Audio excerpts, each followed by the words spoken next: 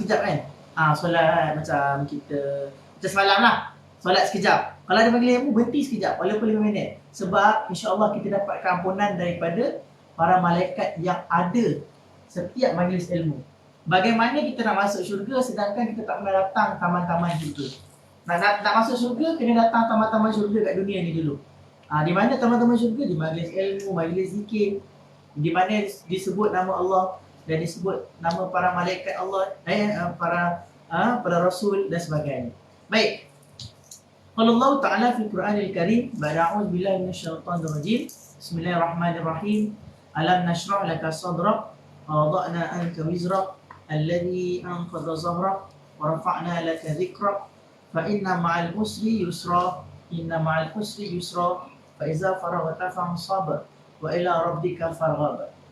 Baik, alhamdulillah, surah yang kita baca tadi ni ramai orang yang hafal surah ni. Surah ni adalah surah Al-Shahru ataupun nama dia yang lain Al-Insyirah. Surah ini adalah surah Makkiyah ataupun surah yang diturunkan sebelum Nabi berhijrah ke Madinah. Surah yang Nabi sebelum hijrah nama dia Makkiyah atau Mekah ataupun disebut Fatrah Mekah. Okey. Kemudian bila Nabi berhijrah saja dia akan jadi Madaniyah. Madaniyah ni macam surah Al-Baqarah. Surah yang panjang-panjang tu banyak Madaniyah. Kenapa panjang-panjang? Sebab surah Madaniyah ni adalah surah yang cerita tentang syariat Allah, tentang hukum nikah kahwin, tentang talak. Semuanya, kebanyakannya adalah hukum-hukum tu masuk dalam surah-surah yang panjang-panjang. Yang di awal Al-Quran tu. Adapun surah Makkiyah ni pendek-pendek je. Kebanyakan surah Makkiyah ni dicerita tentang motivasi untuk meningkatkan, memberi semangat kepada Nabi. So ini antara surah yang memberi motivasi kepada baginda Nabi SAW. Kalau benda tu kena kat Nabi, motivasi tu kena kat Nabi, maksudnya motivasi tu umum berlafzi la khusus sebab bukan kat Nabi je, tapi umat Nabi pun boleh menjadikan ayat ni sebagai motivasi juga. Jadi kita baca ayat ni untuk menjadi motivasi kepada kita. Kenapa kita ambil ayat ni? Nanti kita akan cerita. Baik, nama surah ini macam saya sebut tadi, ada 3 nama. Pertama adalah Asy-Syarhu, Al-Insyirah dan juga Alam Nashrah. Okay. Kerana ia dimulakan dengan pernyataan tentang kelapangan dada Nabi Muhammad SAW. Alam tu maksudnya adalah adakah tidak, macam tu. Alam tu contoh dia boleh kita katakan sebagai bukankah kami, ataupun adakah tidak aku lapangkan dada kamu. Sadaraka. Sadara maksudnya adalah dada. Ka tu kembali kepada Nabi SAW, kamu. Alam nashrah laka sadrak. Macam kita alam tarakai. Ayat ini adalah selepas daripada, kalau ikut turutan dia adalah berkait dengan surah Al-Duha. Nanti kita akan cerita. Kita menggunakan tafsir Al-Munir. Kalau nak Google, boleh Google juga lah tafsir Al-Munir kalau ada. Okay, baik. Baginda diterangi dengan hidayah, iman dan hikmat. Allah menjadikan hati baginda ni lapang, tenang dan luas. Seperti mana Allah turunkan surah Al-An'am, iaitu barang siapa yang Allah mahu memberikan kepadanya petunjuk, nescaya dia lapangkan dadanya untuk menerima Islam. Baik, apa kaitan surah ini dengan surah sebelumnya? Surah ini mempunyai pertalian yang erat dengan surah Al-Duha. Kerana kedua-duanya mempunyai pertalian pada ungkapan dan juga tema. Dua-dua tu ada kaitan. Kalau Al-Duha kan alam tarokai. Kan? Dimulakan dengan alam. Tapi yang ini dimulakan dengan alam juga. Iaitu kaitan lah daripada sudut permulaan tu. Dalam surah ini diperkatakan tentang nikmat Allah kepada Nabi. So secara khususnya Allah sebut beberapa nikmat Allah yang Allah turunkan kepada Nabi. Apa dia? Dan juga galakan supaya baginda ni bekerja dan bersyukur. Supaya kita ni bekerja dan kita bersyukur. Di mana Allah berfirman dalam surah Al-Duha, bermaksud, bukankah dia mendapatimu sebagai seorang yatim, lalu dia melindungimu. Nabi SAW ni Allah takdirkan dia adalah anak yatim. Nabi ni anak yatim. Masa kita lah, anak yatim. Anak yatim dia tu. Tapi dah besar-besar lah. Tapi Nabi tu waktu kecil lagi dah Nabi ni SAW kecil-kecil lagi dah tak ada ayah. Tak pernah tengok ayah. Kita ni sekurang-kurangnya jumpa juga. Yang ini daripada, sebab ayah Nabi ni wafat ketika Nabi 2 bulan dalam kandungan. Bayangkan, ditiupkan roh Nabi itu, roh Nabi yang mulia, dalam rahim ibu baginda Nabi, tapi 2 bulan je. Maknanya tak pernah tengok langsung Nabi. Kemudian Nabi umur 6 tahun, ibu pula meninggal dunia. Ibu kita meninggal, kita dah besar-besar. Umur 50, umur 30. Maknanya dah boleh berdikari lah. Nabi tak boleh berdikari. Baru tinggal 1, dah tak ada mak ayah. 7 tahun dah tak ada. Yang ada datuk je. Datuk pun meninggal umur 8 tahun. Okey. Kenapa Nabi begitu? Kenapa Allah takdirkan begitu? Sebab Allah nak tarbiyah Nabi secara langsung. Kita ni kalau ada mak ayah, anak kita hebat, orang akan cakap, boleh lah. Mak ayah kau doktor, contoh. Mak ayah kau peguam. Mak ayah kau orang bijak, doktor, guru, macam. Kan? Tapi Nabi tak boleh cakap macam tu. Sebab mak ayah dia tak sempat nak didik pun. Sebab Allah jadikan Nabi ni nak direct. Dakwah secara langsung. Baik, didik secara langsung. Oleh itu sebagai ulama salaf berpendapat kedua-duanya adalah satu surah sahaja tanpa diselangi dengan perkataan bismillah. Tetapi ada yang kata dia 2 surah. Ada yang kata surah Ad-Duha dan Al-Asr satu surah. Sebab lebih kuat cerita dia ada sambungan. Pada itulah. Tapi pendapat yang lebih kuat dia kata tak, kita kena pisahkan surah ni surah yang lain dengan Bismillahirrahmanirrahim. Okey? Baik. Kandungan surah ni. Setiap surah ni, tuan-tuan dan puan-puan muslimin muslimat sekalian, dia ada tema dia. Setiap surah tu ada tema. Contoh surah Yusuf. Kenapa Allah jadikan nama surah Yusuf? Sebab nak cerita pasal Nabi Yusuf tu khusus. Kenapa surah tu dia letak nama ni? Sebab nak cerita fokus. Contoh Al-Kahfi. Kenapa Al-Kahfi? Sebab nak direct. Nak bagi tahu itu tema yang paling besar. Kenapa Al-Baqarah? Sebab main kepada surah Al-Baqarah adalah Al-Baqarah tu sendiri. Iaitu nombor ketiga. Betul-betul. Contoh surah Ali Imran. Kenapa Ali Imran? Ali Imran tu maksudnya keluarga Imran. Siapa Imran tu? Imran tu adalah anak partner. Orang-orang yang besar. Nak katanya Imran itu adalah antara ayah-ayah kepada, dia adalah datuk atau moyang kepada Nabi Isa AS. Ayah kepada Maryam. Macam itulah, ada kaitan juga. Okey? Sebab tu nak cerita khusus. Baik, tema ini adalah sama dengan surah sebelumnya, yang mana surah Ad-Duha dia cerita tentang kepribadian Nabi Muhammad SAW dan nikmat-nikmat dan anugerah Allah kepada baginda, yang menyebabkan dia berhak dipuji dan dicukuri. Baik, kenapa kita memuji dan kita berselawat atas semua itu? Itu semua arahan Allah Ta'ala. Bukan kita mentuhankan Nabi, bukan. Tapi Allah yang suruh. Dan Allah mengiktiraf benda tu dengan turunnya surah-surah ni. Contohnya surah Ad-Duha untuk memuji Nabi. Surah Asy-Syams pun juga untuk memuji Nabi. Faham? Baik. Surah ini mengandungi 4 perkara utama. Siapa yang ada buku boleh salin. Pertama, Allah nak jelaskan kepada kita ada 3 nikmat yang dianugerahkan Allah kepada Nabi. Allah anugerahkan 3 nikmat kepada baginda Nabi SAW. Pertama adalah melapangkan dadanya dengan hikmat dan iman. Kita diuji. Nabi juga diuji. Okey. Latar cerita surah ini sebenarnya adalah kesedihan dan kelesuan. Latar cerita surah ni. Cerita dia lebih kurang kita tak? Sedih. Pedih. Diuji. Berat. Ujian tu. Nabi lagi berat. Kita diuji dengan kehilangan. Nabi diuji dengan tanggungjawab yang besar. Bayangkan cerita ni waktu Nabi kat Mekah tu. Nabi pada saat turunnya surah ni, Nabi dicerca, dikutuk, dihina, macam-macam orang cakap kat dia. Sedangkan sebelum dia menjadi Nabi, sebelum dia dilantik dapat wahyu, orang semua puji dia, betul tak? Al-Amin, Al-Amin. Engkau ni orang yang paling amanah, paling beramanah. Al-Amin maksudnya yang paling beramanah. Nabi ni orang yang paling beramanah. siapa yang mengasaskan bank? Nabi Muhammad SAW. Sebab itu Nabi suruh dan Sayyidina Ali dan ada para sahabat untuk bagi balik harta-harta ataupun siapa-siapa yang bagi amanah kat Nabi yang Nabi simpan. Nabi dulu banker. Orang percaya dengan Nabi, semua yang ada semua bagi Nabi simpan. So banker pertama yang jadi banker siapa? Nabi Muhammad SAW.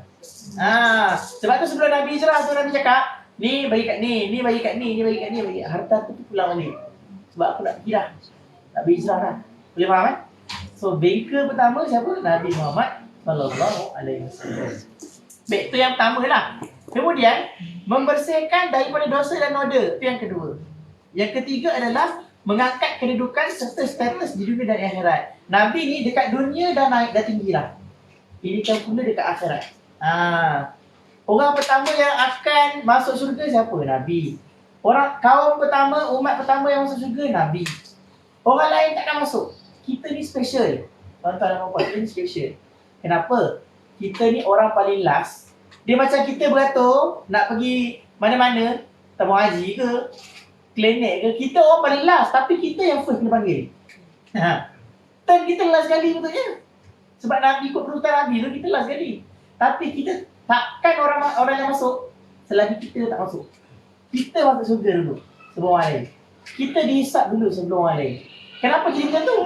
Sebab Nabi Muhammad SAW tu yang satu. Sebab itulah ada Nabi nak jadi umat Nabi Muhammad SAW. Siapa? Nabi Musa AS. Memang Nabi Musa pun nak jadi umat Nabi Muhammad SAW. Kita pula sudahlah tak berselawat. Kan? Kurang berselawat. Sebab itu kena selawat dan sebagainya. Itu kira macam inilah nak Nabi pandang kita. Kita ni sedih, banyak sedih sebab keluarga kita. Banyak sedih keluarga kan.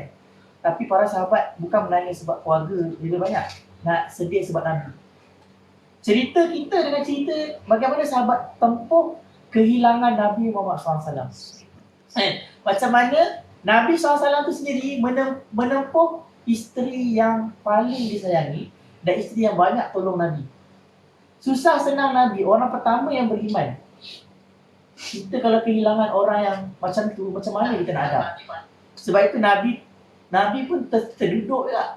Mula-mula tu sedih. Sayyidatina Khadijah ni apa je tak buat kat Nabi? Apa je tak tolong? Daripada wanita kaya sehinggalah jadi orang yang paling miskin sekali. Sampai tak ada harta dah. Nak wafat, dia cakap kat Nabi, ya Rasulullah, wahai suami aku ni tak ada apa dah nak bagi kat Islam, kat dakwah ni. Tapi kalaulah aku ni dah mati nanti, aku ni dah jadi tulang-tulang, kalau tulang-tulang aku ni kalau timbang boleh jual, ada duit, sedekahkan. Sebab macam tu sekali dia fikir. Macam tu. Macam mana Nabi tak sedih? Sampai isteri Nabi yang lain jealous kan? Sayyidatina Aisyah, kau ni asyik kan? Aisyah, Khadijah je kan? Sampai Nabi pun marah lah. Kan nak marah lah, naik suara sikit lah kan? Tegas. Sebelum kau beriman, dia beriman dulu. Dia tu isteri pertama. Kan? Bukan isteri saja, segala-galanya kan berkongsi dengan Nabi SAW. Baik. Kemudian ayat-ayat yang kita sebut ni 1 hingga 4. Ayat 1 hingga 4 tu adalah bertujuan untuk menggembirakan Nabi. Untuk menggembirakan Nabi. Saya bacakan maksud. Okey, ayat pertama, alam nashrah laka sadrak tu adalah, bukankah kami iaitu Allah telah melapangkan dadamu wahai Muhammad. Dia pertama. Adakah aku ni tidak melapangkan dada kau? Macam tu mula-mula. Kemudian kedua, dan kami melepaskan kamu daripada bebanmu. Aku iaitu Allah lepaskan beban kamu. Kita ni yang bebaskan beban ni apa? Allah Ta'ala. 3, yang memberatkan pundakmu, yang bagi tanggungjawab. Siapa? Allah Ta'ala. Dan kami julangkan atau kami masyhurkan sebutan namamu. Kami angkat nama kau. Siapa yang angkat nama Nabi? Allah Ta'ala. Sebab tu disebut tadi ayat 1 yang 4 tu adalah untuk meningkatkan atau meninggikan, menggembirakan Nabi lah. Itu macam cara menggembirakan Nabi, Allah sebut macam tu. Kemudian baginda Kenapa Allah angkatkan macam tu? Sebab Allah nak menggembirakan, menenangkan hati Nabi setelah Nabi mendapat ancaman yang sangat dahsyat daripada kaum Nabi di Mekah, Taif dan sebagainya. Sebab tu antara turun ayat ni. Kemudian yang kedua, surah ini menceritakan bagaimana Allah menjanjikan kepada Nabi untuk menyenangkan perkara yang susah. Inna ma'al usri yusra, fa inna ma'al usri yusra. Sekarang ni kita bersedih, betul? Kenapa Allah letakkan kesedihan tu sekarang? Sebab nanti Allah akan bagikan keseronokan akan datang. Kan? Semua orang takut mati. Tapi nak masuk syurga kena mati dulu. Sebagaimana sahabat Nabi ni, dia tidur. Tiba-tiba dia mimpi masuk syurga. Okay? Kira-kira beberapa hari sebelum dia syahid. Dia cerita beberapa hari sebelum dia syahid ni. Dia dah mimpi dalam syurga dah. Dia jumpa dengan seorang bidadari. Dia nak pegang bidadari tu, bidadari cakap, aku ni bukan kau punya. Dah cantik lah bidadari tu. Kau punya depan lagi. Pergilah depan jalan kan. Lagi cantik daripada tadi tu 10 kali. Kan? Baru nak pegang, bukan aku. Depan lagi kau punya. Rupanya yang depan jauh. Sampailah dia jumpa yang dia punya bidadari dalam syurga. Dia nak pegang, orang cakap, tak boleh. Kau masih dalam dunia lagi. Kena mati dulu. Rupa-rupanya sebenarnya Allah dah bagi gambaran kat dia lah. Sebenarnya dia akan syahid. Selama beberapa hari lepas tu, dia mati syahid. Kira-kira 3 hari atau seminggu lepas tu lah. Lepas dia mimpi tu.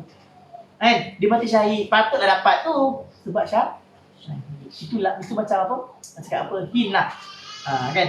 Macam kita pun ada orang mimpi kan. Kan sebelum mak pergi tu, ada orang mimpi kan.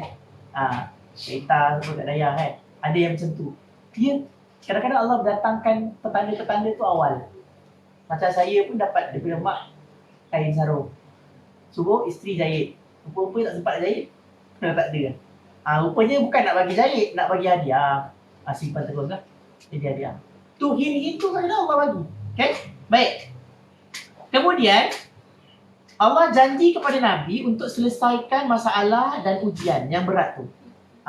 Allah datangkan ujian tu, lepas tu Allah datangkan keseronokan. Kita ni dalam dunia ni, kalau tak ada ujian, tak best. Betul tak?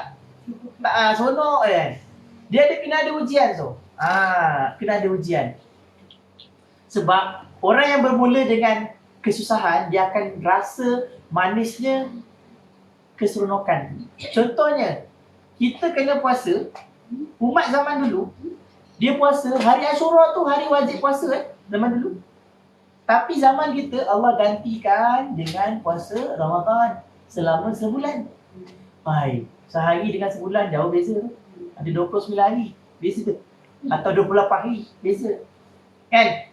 Tapi apa yang berlaku selepas sebulan kita berpuasa tu? Kita akan raya, betul tak? Nampak tak? Hari pertama bila kita berbuka, maknanya esoknya raya tu, pagi raya tu kita makan, kita rasa seronok tak? Sangat seronok. Walaupun makanan kita biasa-biasa je. Macam tu lah orang miskin tak ada apa-apa. Dah lama tak makan, tiba-tiba dapat makanan. Dia akan rasa, dia sangat menghargai makanan yang walaupun makanan tu harga dia RM5 atau RM1 je. Tapi itulah macam kita puasa hari tu, nampak air masak, air putih tu pun dah macam KFC lah. Betul tak? Sedangkan air kosong je pun. Betul tak? Itu ujian Allah datangkan untuk bagi keseronokan selepas itu. Dekat situ kan nampak dah. Baik. Kemudian, 3. Allah memerintahkan Rasulnya supaya sentiasa beribadat dan meluangkan waktu untuk menyampaikan risalah. Nampak? Allah suruh Nabi untuk beribadat. Maknanya Allah suruh kita juga untuk beribadat. Dan kena luangkan waktu untuk berdakwah dan menyampaikan risalah setelah menunaikan tanggungjawab yang lain. Okey. Saya baca seterusnya. Sesungguhnya sesudah kesulitan itu ada kemudahan. Lepas tu dia sebut lagi. Sesungguhnya sesudah kesulitan itu memang ada kemudahan. Nampak tak 2 kali? Sebenarnya Allah nak bagi tahu, hey, lepas susah akan ada mudah. Lepas susah kan 2 kali. Sebab nak bagi peringatan tu takkid nama dia. Takkid ni adalah menguatkan. Ayat pertama tu tak kuat. Dia dah kuat dah.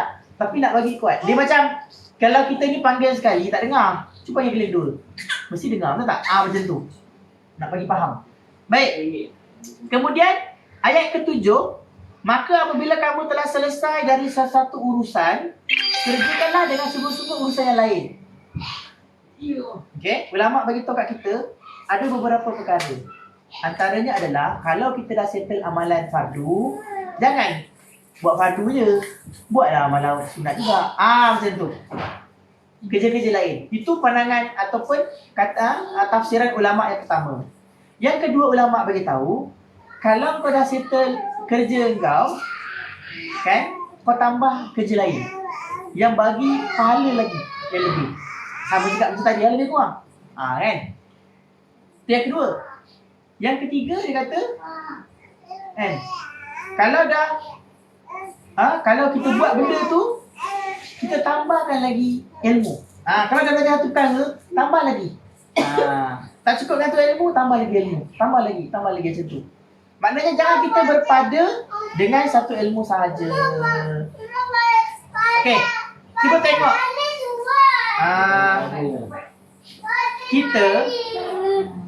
Kita ni tak macam para sahabat tau. Sahabat Nabi, kalau dia jumpa Nabi, dia akan tanya macam-macam. Sebab daripada pertanyaan tu lah akan lahir ni ilmu, akan datang ilmu baru. Faham tak? Kan? So bertanya itu juga adalah cara untuk menambah ilmu dan memberi orang lain ilmu. Kadang-kadang kita dah tahu dah benda tu, tapi saja je nak bagi orang lain ilmu. Tanya soalan. Faham tak? Macam datangnya malaikat Jibril kepada Nabi SAW. Dia tanya, dia pula yang cakap, Sodakta. Engkau tanya, Nabi jawab, engkau pula cakap, engkau benar. Sebenarnya nak ajar. Hadis yang kedua dalam hadis 40, cerita pasal tu. Sebenarnya malaikat Jibril tu datang nak ajar cara belajar. Faham tak? Sebab itu dia tanya, dia cara, dan dia ajar adab belajar bagaimana. Baik. Kemudian ayat ke-8 dia kata, dan hanya kepada Tuhanmu lah berharap. Kita ni kalau nak harap apa-apa, harap kepada Allah sahaja. Baik, itu dah habis ayat tu dah. Saya nak cerita tentang poin keempat dalam surah di situ pasal setelah selesai laksanakan semua perkara tersebut, Allah suruh Nabi SAW supaya bertawakal. Kita lepas dah buat jawab exam ke, dah buat apa-apa yang terbaik ke, kita buat apa? Kena tawakal kepada Allah. Tawakal ni maksudnya kita berserah. Tak apalah, dapat, tak dapat sudah. Macam tu je. Apa takdirnya kita terima sahaja. Baik. Firman Allah Ta'ala dia kata, dan hanya kepada Tuhanmu kamu sewajarnya berharap. Itu dalam surah Al-Insyirah tadi. Baik, surah ni panjang nak cerita. Tapi secara ringkasnya adalah surah ini adalah satu surah yang nak memberi kegembiraan kepada Nabi. Nak bagi gembira kepada Nabi dan kita sendiri. Bagaimana kesedihan kita itu Allah Ta'ala sebut kita kena percaya setiap kesulitan itu akan ada kemudahan selepas itu. Fasa ini bukannya kita sahaja yang hadap, Nabi pun hadap juga. Antaranya pada peristiwa bagaimana kewafatan Sayyidatina Khadijah binti Khuwailid, isteri Nabi, dan juga pakcik Nabi yang Nabi sayang walaupun tak masuk Islam. Kan? Sebab Allah nak bagi tahu pada Nabi, bukan kau yang boleh bagi hidayah. Hidayah ni Allah sahaja yang boleh bagi. Sebab itulah, yelah, kita kadang-kadang kita rasa sesal perkara tu kan. Tapi Allah dah takdirkan begitu, kita tak boleh buat apa. Hidayah tu milik Allah Ta'ala, bukan milik Nabi. Maksudnya kalau kita pun berdakwah kepada anak-anak kita, tegur dia, suruh tutup aurat, dia tak nak tutup aurat. Faham tak? Hanya boleh berdoa sajalah. Macam tu saja. Banyak ibu ayah sekarang macam tu lah kadang-kadang kan. Tapi kita kena bertawakal. Kena usaha lah. Usaha dulu mana boleh bertawakal dulu. Tak tawakal je lah. Tak boleh. Kena usaha dulu baru bertawakal. Baik. Ada soalan? Kenapa surah ni kita pilih? Sebab itulah. Nak menggembirakan hati-hati kita yang kita rasa kosong itu. Kan? Kehilangan ni memang pedih. Kan? Tetapi saat-saat ni tak boleh duduk sorang-sorang. Nabi pun, Nabi sedih tau. Kan? Nabi dah tak ada mak ayah, tak ada datuk yang meninggal, semua dah tak ada. Yang ada isteri pun tak ada. Meninggal. Kan? Pakcik pun meninggal. Pakcik tu dianggap sebagai ayah dia. Sebab daripada kecil, dijaga daripada umur 12 tahun macam tu. Nabi belajar bisnes dengan siapa? Abu Talib tu mengajar Nabi bisnes macam mana. Kan? Tapi orang yang paling banyak jasa pada Nabi tak dapat Islamkan. Sudahlah. Sudahlah meninggal. Lepas tu dia tak berucap pula, lagilah sedih. Lepas tu isteri pula meninggal. Lagilah sedih. Tapi apa yang Allah ajar pada kita kalau kita sedih? Kan?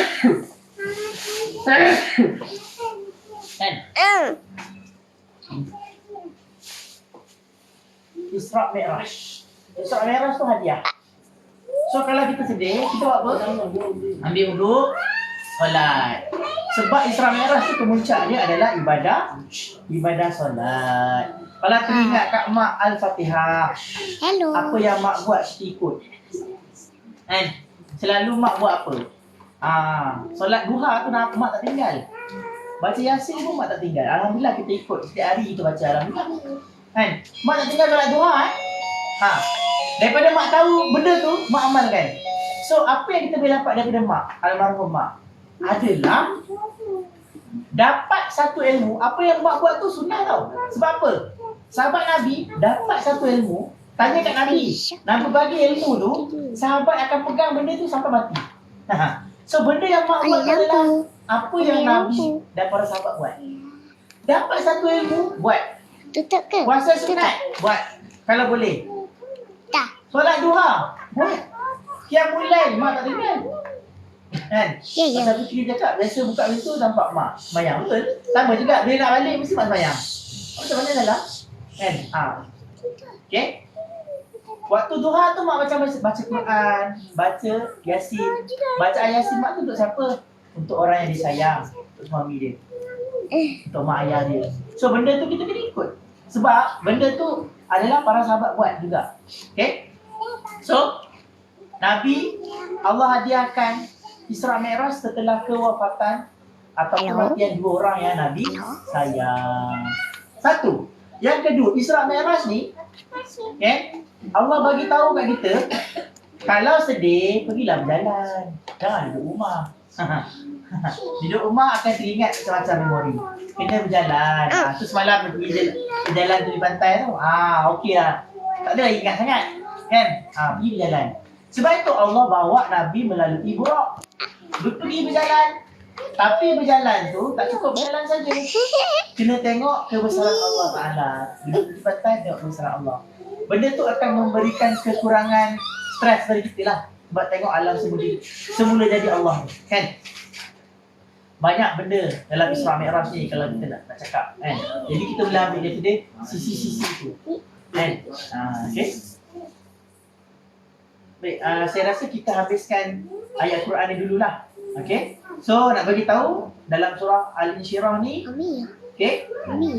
Poin dia yang paling penting adalah fa inna ma'al usri yusra. Inna ma'al usri yusra. Kalau perasan, kalau yang buka Quran akan nampak al-usri itu alif lam kan? Al-usri yusra. Al-usri ni kalau kita belajar belajar nahwu atau belajar tata bahasa Arab, kalau ada alif lam tu maksud dia makrifah. Makrifah ni maksudnya benda yang jelas. Benda ni sikit lah kiranya. Contohnya kalau tambah alif lam tu, kita fokus kat orang tu. Okay? Contohnya kita sebut al-insan dalam ayat kan, al-insan. Sebenarnya al-insan tu bukan semua orang. Al-insan tu orang ni. Faham? Kalau tulis alif lam. Macam ayat ni, kenapa Allah gunakan al-usri yusra tu tak ada al pula? Kenapa? Kerana alif lam itu merujuk pada makrifat. Makrifat ni atau makrifah ni jelas. Apa kesakitan yang kita hadap? Mak meninggal. Betul? Ayah meninggal. Betul tak? Benda tu satu, betul tak? Alif lam tu merujuk kepada kematian ibu dan bapa. Sedih, betul? Tapi yusran itu tak ada alif lam sebab benda tu tak fokus, nakirah, tak tahu. Maksudnya, Kak Long, sekarang ni kita sakit, betul? Yusran itu maksud dia al-usrin ni maksudnya kesedihan, kesusahan. Yusran tu maksudnya kemudahan. Maknanya apa kemudahan yang Allah bagi selepas ini? Kita tak tahu. Benda tu banyak. Benda tu banyak. Yes. So, usri itu kita nampak mak meninggal, ayah meninggal. Yusran itu tak tahu. Tak tahu apa. Apa dia? Tantang. Kita dapat rezeki, dapat itu, dapat ini, dapat ini, dapat ini. Faham tak? Yusran. Sebab itu tak jelas. Sebab itu tak ada alif lam. Faham tak?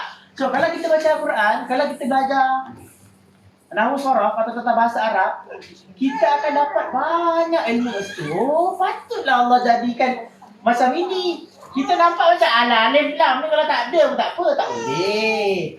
Setiap yang huruf dalam Quran tu ada sebab dia. Kenapa baris atas, kenapa baris bawah, itu pun sama juga. Sebab bahasa Arab ni beza je. Baris, beza tu apa maksud? Saya bagi contoh. Isyak. Isyak tu makcik, maksud dia solat isyak, betul tak? Cuba tukar baris asyak, baris atas. Tahu tak apa maksud dia? Siapa tahu? Dulu pernah cakap macam ni kat mak tu. Asyak tu maksudnya makan malam. Huruf yang sama tak beza, baris je lain. Isyak tu solat isyak. Tukar baris naik atas jadi asyak kan. Asyak tu maksud dia cik ya, makan malam. Nampak tak bahasa Arab dia punya beza baris je pun. Itu belum tukar huruf lagi. Tambah alif lam kan. Tambah alif lam, tolak alif lam tu dah beza. Okay? Boleh? Jadi saya rasa cukup sampai di sini saja untuk Al-Quran. Kita pergi kepada hadis. Boleh buka dekat WhatsApp masing-masing? Boleh buka hadis lagi? Cik Daus? Tidur Cik Firdaus. Apa yang pegang tadi? Abang Cik Firdaus tidur. buka yang link tadi. Aku tidur dalam iman. Tadi nali. Lagi ada yang makan. Nanti boleh baca balik lah. Boleh rujuk balik surah ni surah Al-Insyirah. Hadis keempat insya-Allah.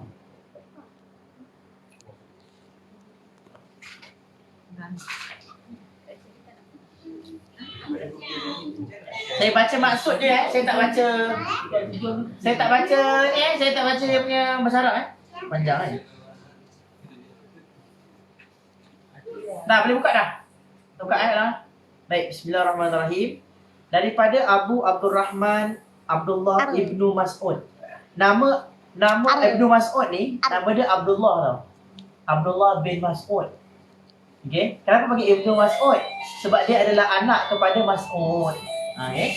Macam Ibnu Abbas. Kenapa nama dia Ibnu Abbas? Ibnu Abbas tu maksudnya anak lelaki Abbas. Nama dia Abdullah. Okay. So Abu Abdurrahman Abdullah Ibnu Mas'ud radhiyallahu anhu. Beliau berkata, Ibnu Mas'ud ni dia kata Rasulullah SAW bersabda, dan baginda adalah seorang yang benar lagi dibenarkan, iaitu dipercayai. Sesungguhnya setiap orang di kalangan kamu ini akan dihimpunkan kejadiannya dalam perut ibunya atau dalam rahim ibunya selama 40 hari dalam bentuk air mani. Dalam bentuk air mani ni 40 hari.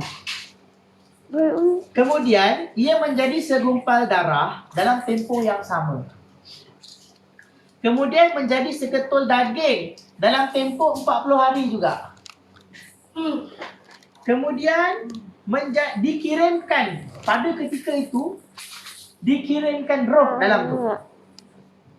Okay, dikirimkan roh oleh malaikat, lalu dia menghembuskan pada roh itu dan dia perintahkan dengan 4 kalimat. Ada 4 kalimat yang disebut. Apakah kalimat tersebut? Yang pertama, rezekinya. Rezeki kita dia dah tulis dah. Sebelum kita ni ada kat dunia ni, Allah dah tulis dah rezeki kita. Tak payah risau.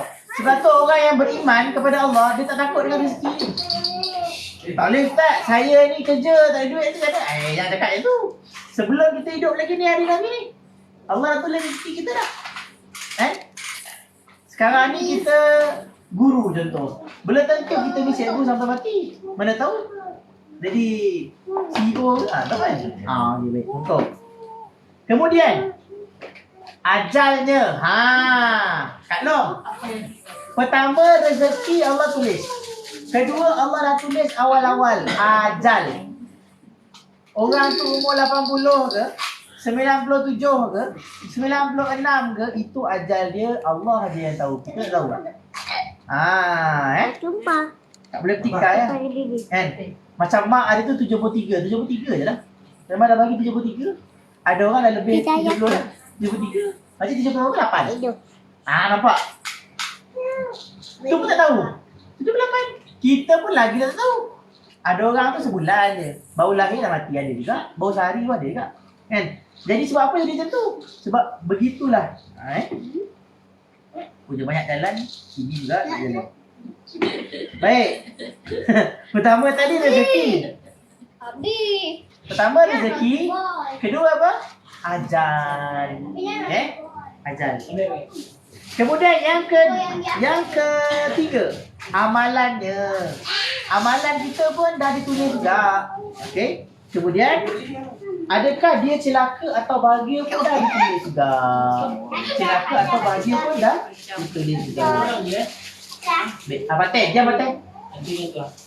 Demi Allah yang tiada Tuhan melainkannya, sesungguhnya salah seorang dari kalangan kamu akan beramal dengan amalan ahli syurga. Okey? Ada orang tu dia beramal dengan amalan ahli syurga. Sehingga jarak dia dengan syurga tu la ilaha illallah ya Tuhan. Tak betul turun ni. Sehingga jarak dia dengan syurga tu dah dekat dah, makcik. Okey? Tak lebih daripada sehasta. Lalu didahului dengan tulisan kitab. Lantas dia mengerjakan amalan ahli neraka, maka dia masuk ahli majlis neraka. Faham tak hadis ni? Baik, saya fahamkan Hadis nak bagi tahu. Dengar. Hadis nak bagi tahu, ada seorang ni, dia ni beramal daripada dia lahir sampailah dia tua, dia beramal buat ibadah. Tengok Al-Fatih. Sebab tu aku cakap ni atas. Turun dah. Baik, kalau dia beramal 70 tahun, 80 tahun tak buat dosa, tiba-tiba dah ditulis oleh Allah dia ni ahli neraka. Dia buat amalan ahli neraka sekali je, dan dia mati dalam keadaan begitu, masuk neraka. Faham tak?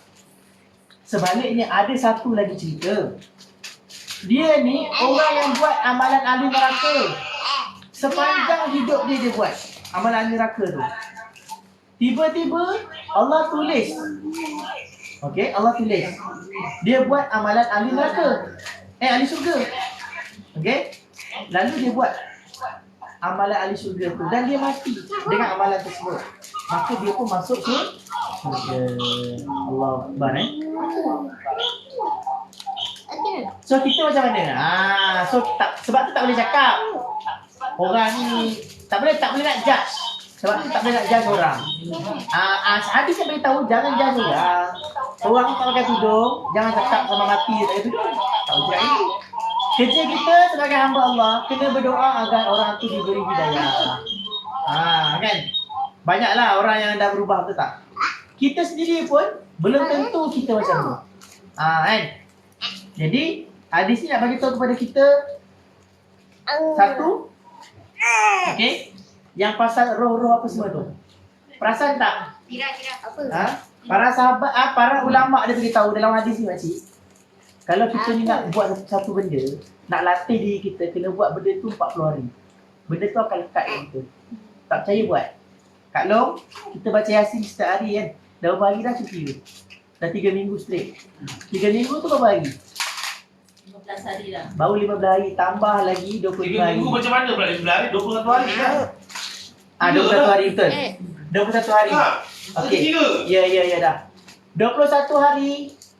Nak 40 hari tu lagi 19 hari. Kakinya. Buatlah 19 hari Tak lagi. banyak. Surah Yasin ni dia akan, kalau kita nak baca, Okey. kalau kita tak baca hari tu, kita akan rasa lain macam. Ada benda aku tak buat ni. Tu. Makcik dah senyum dah. Maknanya selalu buat tu. Betul tak? Sama macam mak dulu. Dulu kan sebelum mak buat solat duha tu, Apa ya? mak dapat daripada mungkin mak tengok TV, mak pergi kuliah. Kemudian mak amalkan benda tu, tengok. Mak rasa kalau mak tak solat duha, tak lengkap hidup hari tu. Perasan tak? Itulah dia. So kita ni nak berubah daripada buruk nak jadi baik. Cik ya, kena 40 hari buat benda yang sama. Kalau tinggal hari ke-41, kita akan rasa benda tu kita berdosa tak buat. Macam tu. Sebab kejadian kita tu 40 hari. Betul tak Dr. Fikri? Ya, dia cakap betul. Saintis doktor pun cakap betul. Maknanya memang betul pun. Tapi saja nak beritahu. So, Nabi dah tahu dah benda tu. 40 hari. Faham? Contohnya kita nak buat satu benda. Contohnya aku ni dah lama tak berzikir kan. Asyik tertinggal dia zikir. Okay, ambil satu zikir. Kan, macam mak punya tu. Apa yang buka ni? Dia pantul kat sana. Okay, buat ambil satu zikir. Buatlah zikir tu. Okay, buat zikir. Tak percaya hari ke-41, cuba tinggal. Mestilah Allah, berdosanya kau kan? Nampak masih anggut lagi. Betul lah benda tu. So nak bagi tahu, nak didik diri kita, bukan didik diri kita je, nak didik anak-anak pun macam tu juga. Kena ajar dia 40 hari. Berarti, faham? Nak didik anak-anak 40 hari. Al-Fatihah tu nak didik dia 40 hari tau, baru dia buat. Macam saya dululah, dia cerita dia pahala ni mengalir daripada arwah ayah lah. Okay? Surah Sejadah tu tak pernah hafal pun. Tak pernah hafal. Buka Quran, hafal tak pernah. Tapi, setiap subuh tu ayah wajibkan semayang kat surau.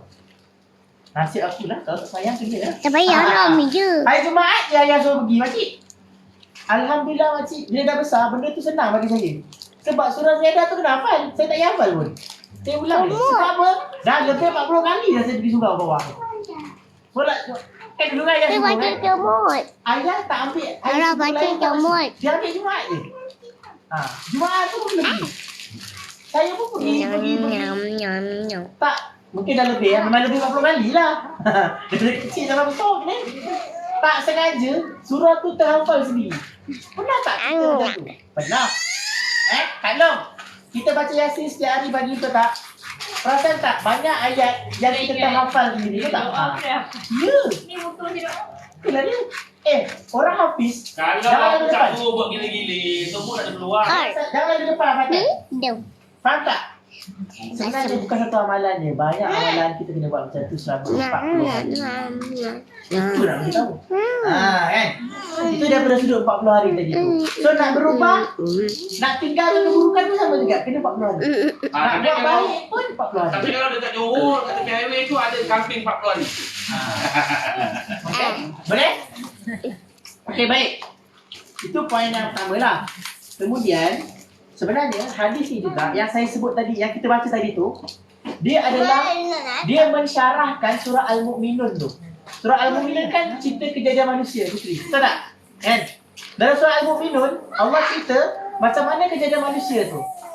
Mudghah, alaqah, mudghah, okay? Lahma, kan? 40 hari. So hadis ni, dia adalah mensyarahkan, menjelaskan tentang ayat Quran tadi tu, surah Al-Mu'minun. So Al-Quran, dia cerita. Hadis ni dia mensyarahkan, dia menjelaskan tentang ayat Al-Mu'minun. Menjelaskan lagi, lebih jelas. Bukan saja menjelaskan, tapi dia menerangkan benda yang yang Allah tak tulis dalam Quran, Nabi jelaskan lagi. Contohnya macam ajal tadi. Rupa-rupa kita lahir, kita kat dalam, kita baru mengandung. Contoh, mengandung 4 bulan tu, 4 bulan mengandung tu dah masuk dah ajal berapa tahun mati, rezeki, jodoh tu contoh dalam rumah ni. Sampai masuk bulan bagai. Alah. Contoh-contoh lah kan. Apa ni? Kan? So kita kena berdoa je. Jodoh tu pula tak tahu panjang ke tidak. Jangan salahkan orang yang jodoh tak panjang. Kadang-kadang kita ni buat macam kerja Tuhan, betul tak? Tengok orang tu 10 tahun kahwin betul bercerai. Tak boleh cakap dia tu. Kan dah kita baca hadis ni. Jodoh tu dah tulis kak. So jodoh tu pun berapa tahun tu Allah bagi juga. Kita mampu berdoa je macam tu makcik. Sebab tu jangan kita judge. Lah, tengok tak ada apa-apa elok je lagi bini sini bercerai pula. Jangan cakap je tu. Jodoh dia Allah tulis 3 bulan je. 3 bulan je lah. Kita jangan ambil itu kan. Jodoh dengan hidup. Kalau hidup mati. Sama juga.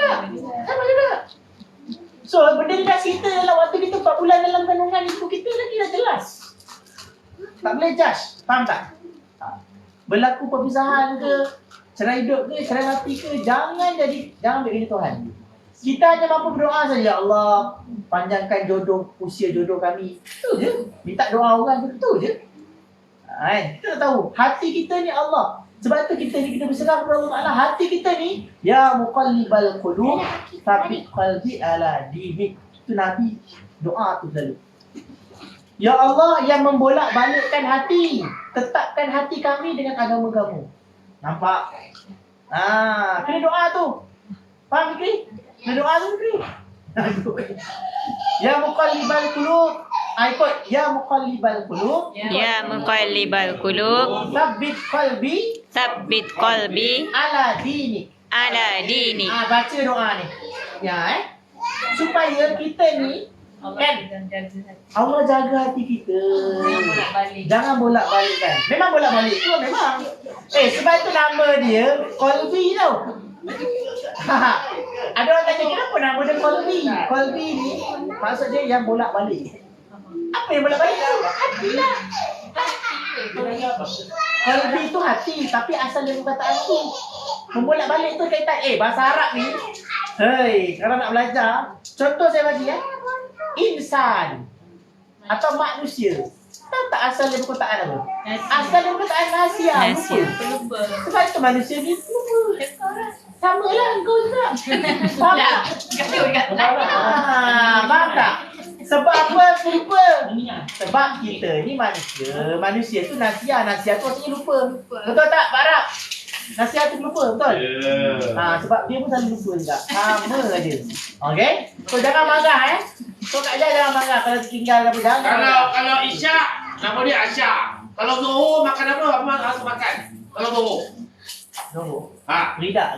Mana ada Rida? Raja. Tidak boleh ada. Raja. Kalau pagi Okay, apa? baik. Seterusnya. Pagi. Nanti awak Jangan lawan cakap Tak betul. Kena betul. Tak, lain Kalau lain. pagi apa pagi? Belum kita tak buka soalan Pagi lagi. putul. Nanti kita buka soalan. Sabar. Okey, lagi apa tadi? Okey. Soalan Apa So- buku je? So macam tadi ya muqallibal qulub. Dia biasa apa ganda. So al-qalbi tu maksudnya hati. Hati ni benda yang tempat yang bolak-baliknya. Tidak suka. So bahasa Arab ni tidak suka kan? Saya kata muqallibal. Muqallibal tu maksudnya bolak-balik. Muqallibal. Okey? Qalbun maksudnya hati. So perkataan Arab tu dia kadang-kadang ada benda yang dia tu. Sebab apa jadi tu ya? Contoh lagi. Okey? Mir'ah dengan mar'ah. Baris bawah dengan baris atas. Ejaan sama. Mir'ah dengan mar'ah. Okey? Mir'ah tu Mira. Alah. Mar'ah itu manusia. Mar'ah tu perempuan. Dia kamu cakap Mira. Perempuan itu mar'ah. Dengar. Yang ini pegang betul-betul. Yang ini boleh buat modal.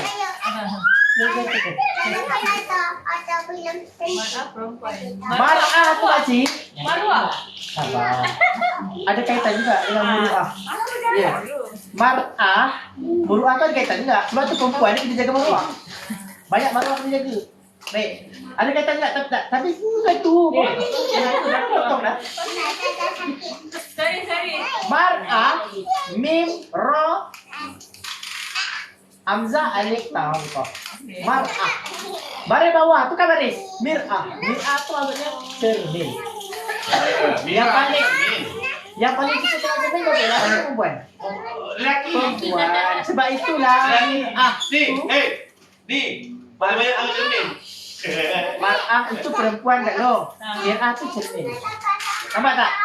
Perkataan Arab tu mar'ah dengan mir'ah tu ada kaitan. Nampak tak kaitan dia? Banyak lagi saya nak cakap. Kau balik main Tapi kau. kita ada. Baik. Jadi saya rasa cukup sampai di sini saja. Soalan. Moga-moga kita akan dapat ilmu bermanfaat.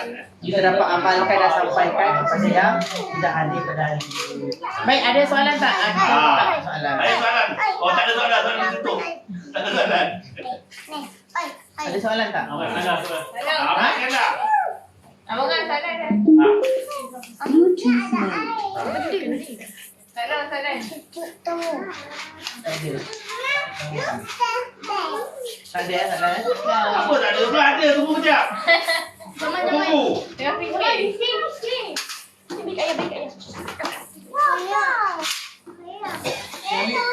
Baik, macam sama-sama. Soalan ni boleh tanya. Tolong buka roti john depan habis. Okey, baik. So, alhamdulillah kita dah lepas daripada Muharram. Okey, Muharram. So, Muharram ni antara bulan yang diharamkan oleh Allah Taala. Allah haramkan untuk melakukan peperangan. Sejak daripada zaman dulu lagi. So, bulan-bulan ni, so 10 Muharram ni adalah hari yang besar. Kita sebut sebelum ni, 10 Muharram ni hari yang besar. Nabi-nabi diselamatkan oleh Allah pada 10 Muharram. Antaranya Nabi Adam, Allah terima taubatnya pada 10 Muharram. Okey. Kemudian Nabi Nuh selamat daripada banjir besar. Ya.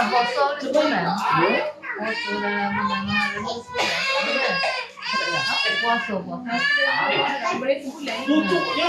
Boleh sebulan? Dalam kita tu. Boleh tak sebulan? Tak ada dalil.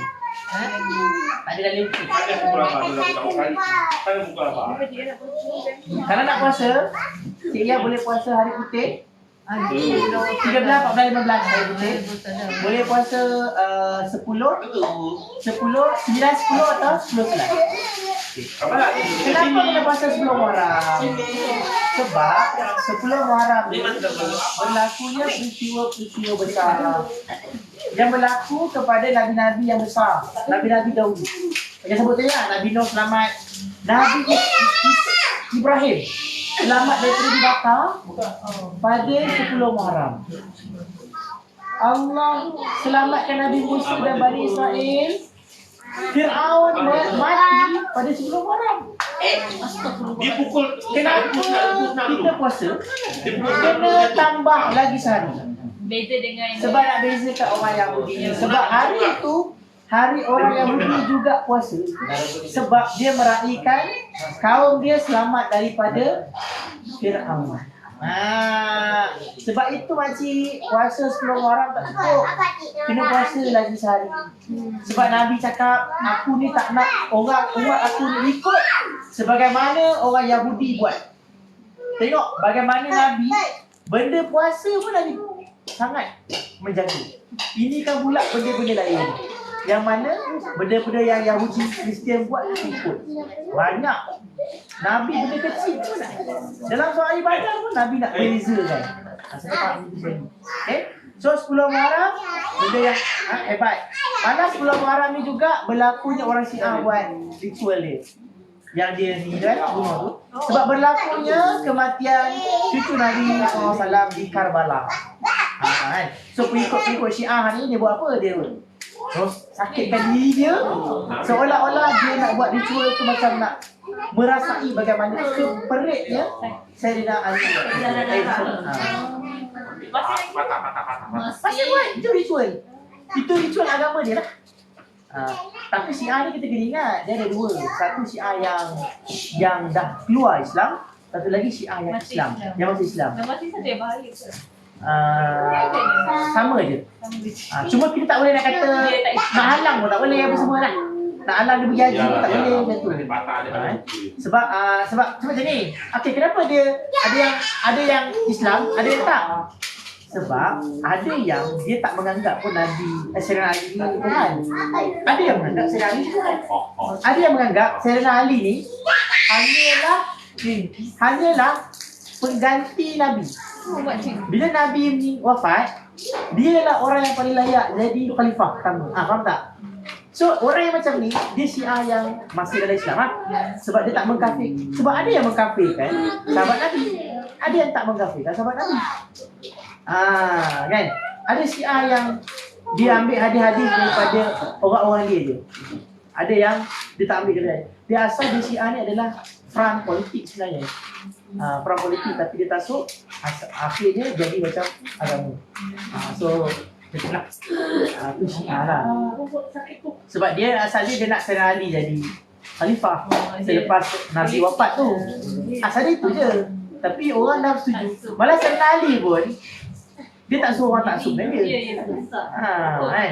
Maknanya level-level Sayyidina Ali tu dah macam level-level Nabi Isa lah. Nabi Isa tak suruh orang sembah dia. Tapi Nabi Isa ni diuji oleh Allah dengan mukjizat yang begitu. Boleh hidupkan orang yang mati. Sebab itulah orang cakap dia Tuhan. Sebab dia boleh hidupkan orang mati. Tapi sebenarnya sekali je dia boleh buat macam tu. Sebab Allah bagi kat manusia ni, Allah bagi kebanyakannya sekali je benda tu. Dan dia tak berulang dah. Nama mujizat kan. Mukjizat ni sekali je banyak Allah bagi. Kalau sekali tu lah, tak boleh buat apa tu. Cuma mukjizat yang paling besar sekali yang Allah bagikan para nabi adalah Al-Quran. Nabi Muhammad SAW. Nabi-nabi lain pun ada mukjizat juga. Kitab-kitab. Tapi kitab-kitab mereka dah ditulis macam-macam, ditambah-tambah, tak tolak. Tapi Nabi Muhammad, Al-Quran ni dia dijaga. Allah sebut dalam Al-Quran, dia pelihara. Macam baru-baru ni, ada kisah viral dekat Twitter. Ada satu perempuan tu pergi umrah pakai ihram.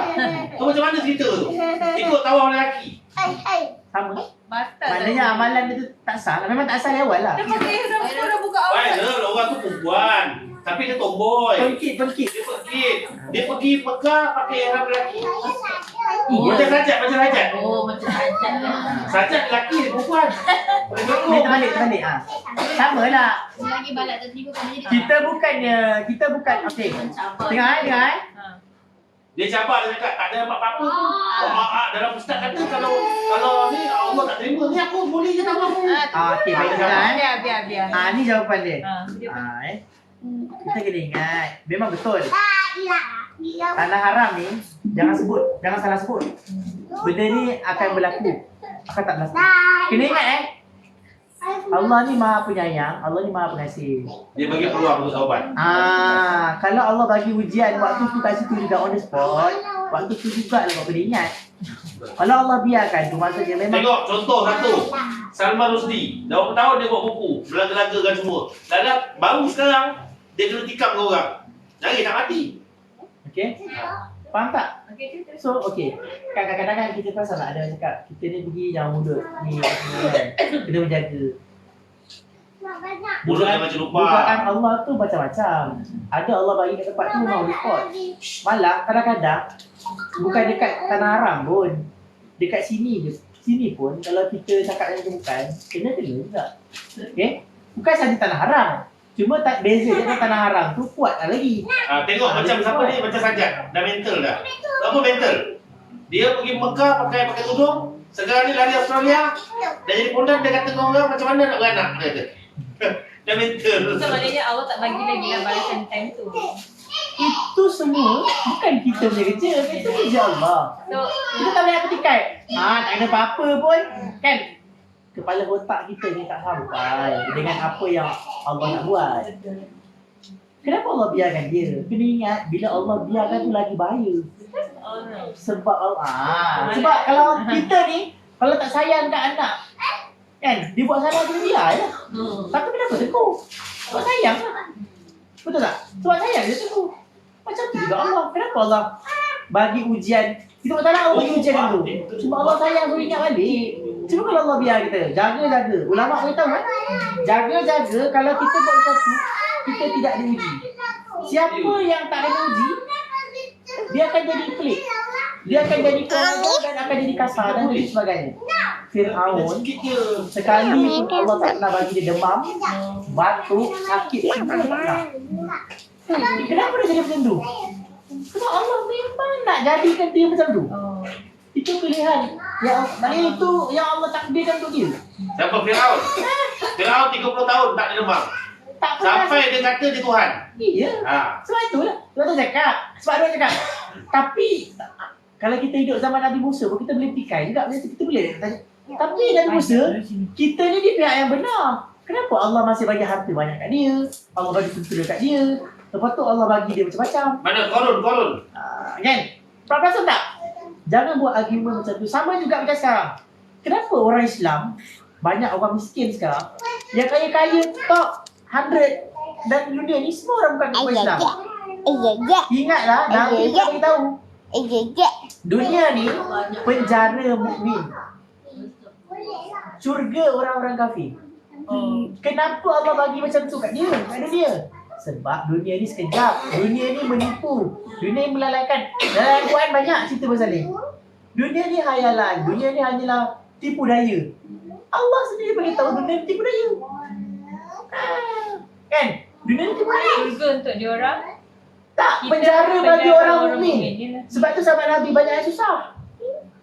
Diorang dah, sahabat Nabi ni, orang yang paling banyak kena macam-macam. Tok Bilal bin Rabah.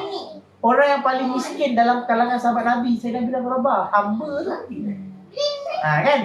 Tapi hamba-hamba tu lah Nabi ambil dia jadi Bilal. Nabi ambil dia jadi Muazzin. Sampai nama dia orang Melayu letak jadi Bilal. Sedangkan bukan Bilal. Jawatan azan tu bukan Bilal, jawatan azan tu Muazzin. Orang yang azan, kita orang Melayu Bilal lah. Tengok Nabi tak ada perkauman. Orang yang paling hitam sekali, paling bawah dalam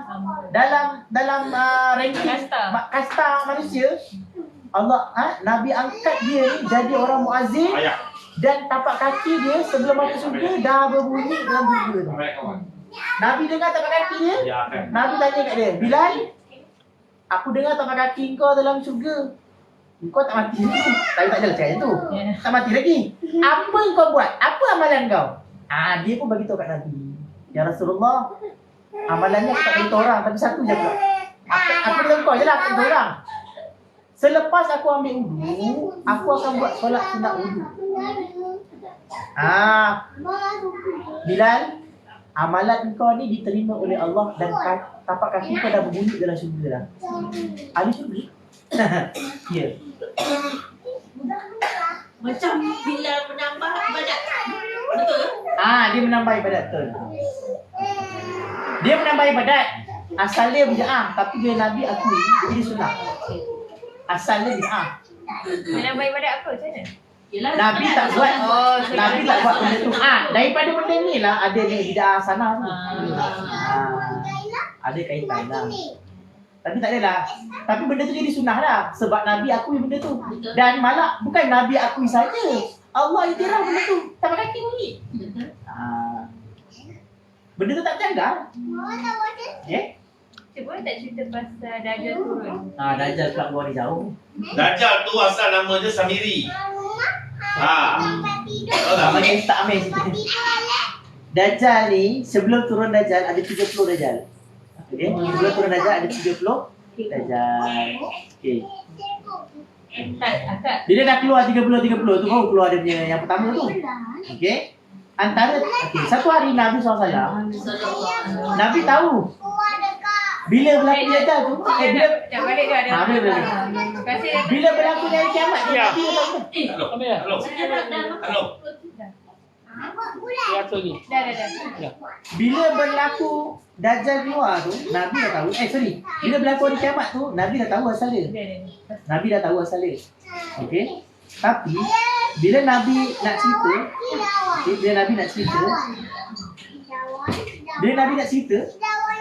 tiba-tiba Nabi keluar rumah, Nabi nak beritahu kepada sahabat. Tiba-tiba Nabi nampak ada dua orang bergaduh. Bila dua orang bergaduh tu, Allah lupakan Nabi tentang tarikh tu. Faham tak? Faham tak? Tak ada di sini. Tak faham.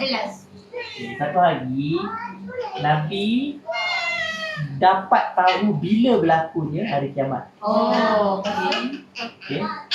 Tiba-tiba Nabi nak bagi tahu pada Sahabat. para sahabat. Nabi nak keluar rumah lah.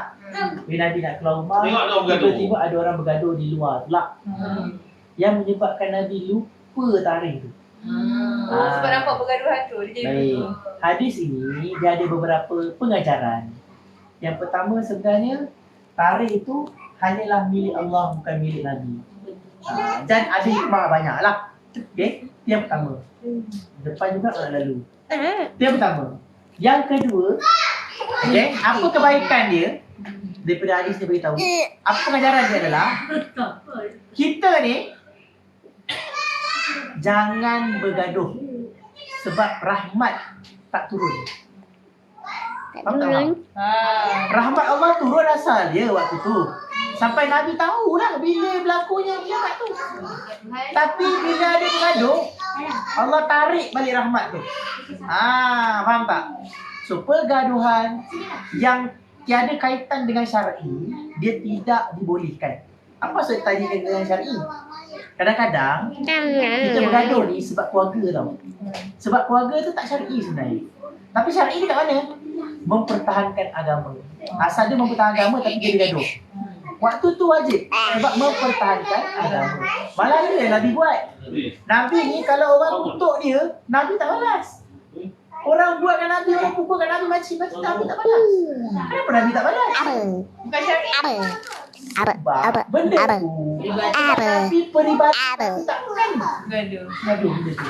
Tapi kalau orang melanggar syariat, orang tu kutuk Allah, kutuk agama, kutuk sekian-sekian, muka Nabi merah padam. So sifat marah tak salah. Yang salah adalah salah meletakkan marah tu. Faham tak? Sifat marah tu adalah apa yang Allah jadikan. Sifat yang Allah jadikan tu semua untuk kita. Marah, cuma macam mana cara nak marah? Sampai ulama tulislah buku sweet marah. Cara-cara nak marah macam mana? Tu. Cara nak marah pun ada. Cara marah anak ada tak? Kan? Cara marah pun dah diberitahu. Macam tadi tu lah. Kenapa Nabi marah? Sebab benda tu berkait dengan syariat. Benda tu berkait dengan agama. Nabi dah pesan kamu dah, kita dia lemah. Ayah tu marah. Okay? Faham tak? So, kita berada di akhir zaman. Di fasa yang keempat, sebelum pergi ke fasa yang kelima, ada hadis Nabi cerita tentang lembu merah. Ada kan? Ada kan? Lembu merah. Ada hadis tu. Okay? Dan lembu merah tu pun dah keluar dah waktu Commonwealth lah tu. Bukan Commonwealth, Prasmian tu keluar lembu merah. Ada tak? Tengok balik opening dia, opening ceremony. Ada lembu merah keluar. Wallahu alam. Nabi lebih tahu daripada kita. Awal lagi. Tak tahulah itu ke atau lembu lain, wallahu alam lah. Tapi Nabi sebut dia jelas lembu merah. Sebelum dapat kiamat ada keluar lembu merah. Lembu betul. Mana merah? Wallahu alam. Kan cakap tadi, kalam Nabi ni dia ada kias, ada yang direct. Faham tak? Sebab tu ulama dia tak bagi direct ni tau. Faham tak? Ada yang bagi sini, macam ni. Sebab kalam Nabi ni dia adalah jawab mi'ul kalam. Maksudnya dia boleh bawa banyak maksud. Adakah lembu tu lembu betul? Adakah lembu tu orang buat warna merah? Kalau orang buat warna merah, benda tu dah berlalu dah. Boleh lepas itu. Opening ceremony. Tak saya buka YouTube dulu. Tanda-tanda besar tu.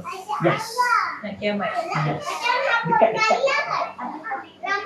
Okay. Tanda yang paling dekat adalah umur Razia Arab Saudi tu sekarang ni 80 lebih. 80 lebih lah.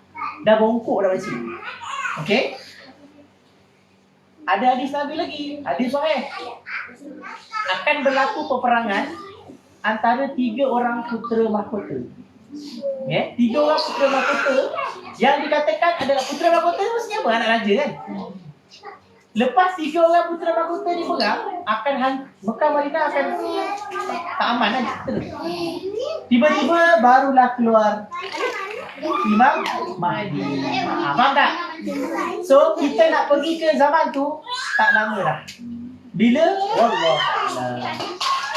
Okay? Memang. Benda yang paling kita takutkan adalah Dajjal tu keluar, kita hidup. Jaga.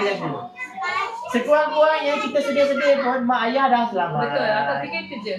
Mak ayah dah Untuk mengubah kesedihan kita kat long, anggaplah mak ayah dah selamat. dari fitnah Kita Dajjal. ni je nak hadap benda tu tak tahu bila. Sebab tak ada Ustaz Wadi Anwar kata kita akan berpuasa tak makan 400 hari tau. Lama memang. Zikir tu je lah yang Tahu makan. tak, Dajjal ni kalau keluar, Dia menyerupai manusia. Tak tahu dia Dajjal. bukan menyerupai manusia, memang dia manusia. Okay. Dajjal macam Firaun juga. 400 hari tu maknanya setahun lebih tu. Tak makan, tak minum. Jadi makanan kita zikir Yes. lah. Dan duduk dalam Alhamdulillah. Tapi yang boleh, seorang budak saja yang boleh. Budak tu, dalam hadis saya budak tu keluar, dia seorang je lawan dengan Dajjal. Apa budak tu? Tak tahu nama, dia tak sebut, dalam hadis tak sebut nama. Budak tu muda je, macam dia belasan tahun macam tu lah. Tapi dalam hadis dia beritahu, jangan tiru budak ni, sebab budak ni special. Dia seorang je macam tu. Cuk, nanti itu next lah kita Tapi next slide kita akan cerita. Pasal Dan itu saja. InsyaAllah kita akan jumpa lagi di lain masa. Kita tutup majlis dengan tasbih kafarah serta surah Allah. Subhanakallahumma wa bihamdika asyhadu an la ilaha illa anta astaghfiruka Jemaah. Assalamualaikum warahmatullahi wabarakatuh. Terima kasih Ustaz.